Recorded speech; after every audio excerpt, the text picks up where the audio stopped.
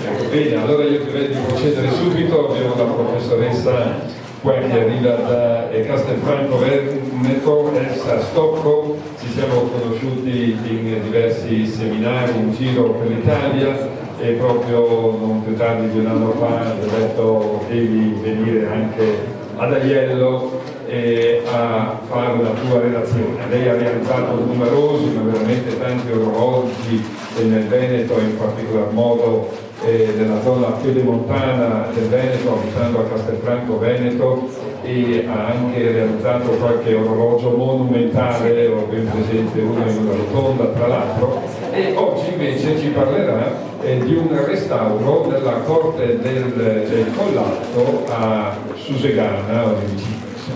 Prego. Buongiorno, bentornati. Allora, questo breve chiacchierata su questo restauro sono particolarmente felice perché questa meridiana rischiava proprio di essere definitivamente cancellata e passare proprio nell'oblio totale. Qui vediamo, siamo in un'azienda agricola del Collalto, siamo sulla sinistra del Piave, all'altezza Susegana, Santa Lucia di Piave, all'altezza diciamo del Montello. È un'azienda agricola da dove la famiglia, che è di antichissima origine, amministrava le sue proprietà. Lì vedete la meridiana già restaurata, è una meridiana molto importante sia per quanto riguarda le dimensioni, più di 18 metri quadrati, d'altra parte è inserita in un contesto, in un corpo di fabbrica molto grande, ma sì, importante anche perché è situata in un posto importante ed interessante, come spero di farvi vedere. Per apprezzare comunque le sue dimensioni e la sua importanza, forse vale la pena di vederla da vicino e di vederla per esempio in rapporto ad una persona. Davvero le foto spesso non danno neanche la misura del valore di questa meridiana. Siamo comunque alla corte del Collalto. Rapidamente faccio una breve cronologia di questa nobile casata di origine longobarda che si è insediata in questa zona già praticamente prima dell'anno 1000, quindi ha una storia millenaria. Questa famiglia sono diventati conti di Treviso, conti di Collalto, Collalto è una piccola zona di Susegana da cui hanno preso il nome, conti di San Salvatore. Con la Repubblica di Venezia, patrizi della Serenissima, hanno acquisito anche il titolo di principi poi sotto il dominio degli Asburgo. Oggi diciamo quei terreni che sono ancora rimasti di proprietà della famiglia sono stati abitati e distribuiti tra i discendenti e sono diventati delle aziende agricole importanti. Una di queste è appunto quella in cui è stata restaurata questa meridiana. Questo è uno dei castelli, quello più antico della famiglia, il castello di Collalto. Restano oggi una torre e dei ruderi sostanzialmente, che è stato pesantemente bombardato durante la prima guerra mondiale. L'altro invece, il castello di San Salvatore, si è mantenuto meglio, è del 1200 e all'interno nel 1700 il conte di Collalto ha realizzato una villa in stile veneziano perché ambiva a diventare doge. Qui si tengono banchetti, eventi culturali di vario stile e la famiglia, vivono dei discendenti e la famiglia naturalmente deve in qualche modo sopravvivere, non si vive più di rendita e tutte le proprietà sono diventate delle o aziende agricole o in qualche modo interessate a eventi culturali o gastronomici. Qui torno sulla corte di cui vi sto parlando. La meridiana si trovava in questa parte e nel momento in cui l'hanno fatta presente era praticamente poco visibile, si vedevano solo alcune poche tracce. Prima di arrivare alla meridiana volevo dire che negli anni tra il 15 e il 18, durante la prima guerra mondiale, questa azienda era utilizzata come scuola militare di tiro per bombardieri proprio quest'anno in uno di quei tre caseggiati, questa era la mensa degli ufficiali, si pensa di utilizzare questi spazi, insomma, per spazi espositivi, per fare una mostra a proposito di questa scuola di tiro. Sulla Meridiana lo stato iniziale praticamente si presentava come una così ricoperta di molto colore, di varie chiazze di malta che hanno praticamente sostituito anche il fondo originale, ma insomma qualcosa si leggeva, si poteva capire che cosa c'era sotto, e fortunatamente il proprietario, una volta capito di che cosa si trattava e se questa cosa poteva anche essere riportata in luce, si è prestato appunto al suo recupero.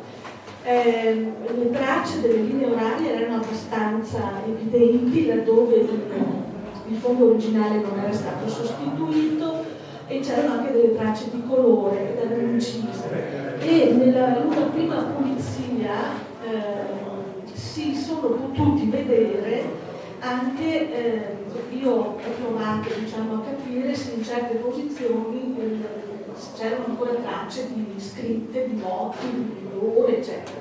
Le ore erano incise sul marmorino di fondo, e quindi anche dove mancava il colore e dove il fondo non era stato sostituito si potevano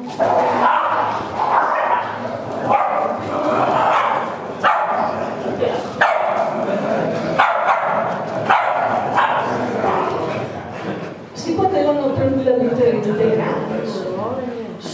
Sotto alla linea del mezzogiorno, alla linea meridiana proprio, c'era la scritta Merid.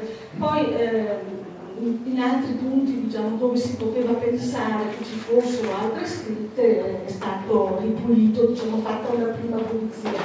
La parte più bassa, dove poteva esserci un motto, che spesso si usa nelle meridiane, era forse la più compromessa, era stata sostituita completamente, e quindi là sopra non è stato possibile trovare niente. Diciamo una meridiana importante non solo come dimensioni, ma anche importante, non era una povera meridiana, la grande cornice che la contorna, sulla cornice c'erano presenti delle volute, delle tracce di affresco, quindi importante la meridiana, importante anche il posto dove era costruita.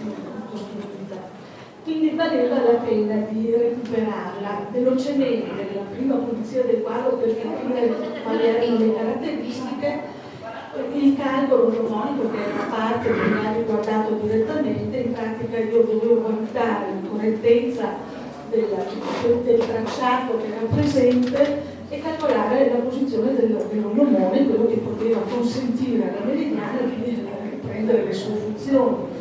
Dopodiché c'è il restauro conservativo vero e proprio che doveva riportarla alla luce.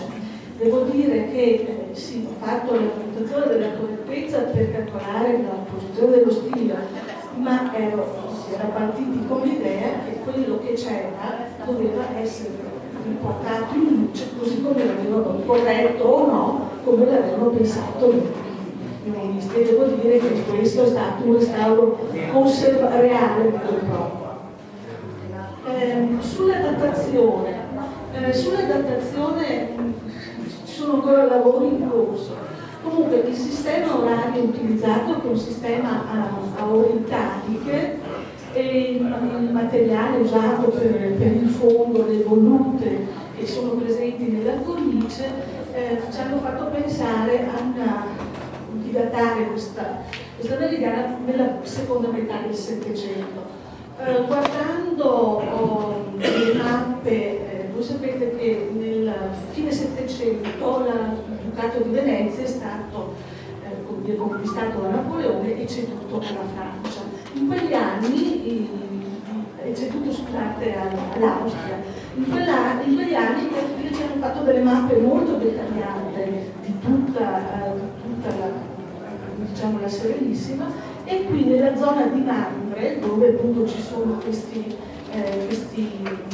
ci sono già queste costruzioni, naturalmente non possiamo dire che ci fossero già anche i meridiani, però però sull'altro lato della strada rispetto a questa costruzione c'è l'oratorio di San Rocco in Mantris, stato ricostruito anche questo dopo i bombardamenti della prima guerra mondiale, e viene citato anche in una visita pastorale di fine 500. Quindi insomma è ancora aperto il discorso, però forse questa meridiana può essere riportata anche un po' più indietro della fine del Settecento, considerando le cose, ma è ancora una storia da indagare. Per quanto riguarda le misure e i controlli, diciamo che sì, ci sono delle approssimazioni, cioè, rispetto a quanto io ho misurato, ma che possono essere compatibili con i metodi geometrici utilizzati, con le dimensioni della meridiana. D'altra parte, quando utilizzavano l'ora italica, forse la differenza dei 5 minuti non era esattamente un tempo che per loro aveva qualche importanza. Quello che però mi è praticamente un po' apparso forse più fuori rispetto alle altre linee orarie è la linea dell'equinozio. La linea dell'equinozio praticamente indica l'inclinazione della parete, come è esposta la parete al sud. Se la parete è esattamente rivolta a sud, questa linea è perfettamente orizzontale. Quindi questa inclinazione mi diceva che la parete era leggermente rivolta a est. Quindi, fatti i calcoli precisi, ho visto che era un po' troppo inclinata, diciamo, rispetto a quanto dovuto. Comunque, diciamo, tutte le approssimazioni che c'erano su questo tracciato andavano lasciate così come erano. Nulla si poteva cambiare che fosse stata completamente fuori, secondo il mio punto di vista. Comunque, diciamo, differenze e imprecisioni che potevano essere per questo tipo di sistema orario accettabili, insomma, ragionevoli. D'altra parte, quando io sono andata a controllare all'equinozio d'autunno, quindi calcolato un onore adeguato per questo tracciato, all'equinozio d'autunno, voi vedete, l'estremità dell'ombra stava correndo esattamente sulle linee dell'equinozio. Siamo vicini al mezzogiorno e su questa parte centrale ho, come dire, fissato appunto la correttezza. Dopodiché le cose vanno come hanno pensato gli antichi costruttori, come hanno deciso loro. È una meridiana a 2 italiche, quindi il sistema orario presente nella nostra penisola, diciamo fino su e giù alla fine del Settecento, e dove l'inizio del giorno, a differenza del nostro sistema orario che fissa l'inizio del giorno alla mezzanotte, qui l'inizio del giorno viene fissato al tramonto del sole. Lì il giorno finisce, ne comincia un altro, vedete il sole qui è vicino al tramonto. Quando scende sotto l'orizzonte, l'ombra di questo strillo si pone sulla 24esima ora, è la fine del giorno che comincia un altro. Qui l'orologio solare segna le 21. Cosa indicava un orologio di questo tipo? Sostanzialmente permetteva di conoscere quante ore mancano al tramonto, quindi quante ore di luce sono ancora disponibili per poter lavorare all'aria aperta e con la luce naturale del sole.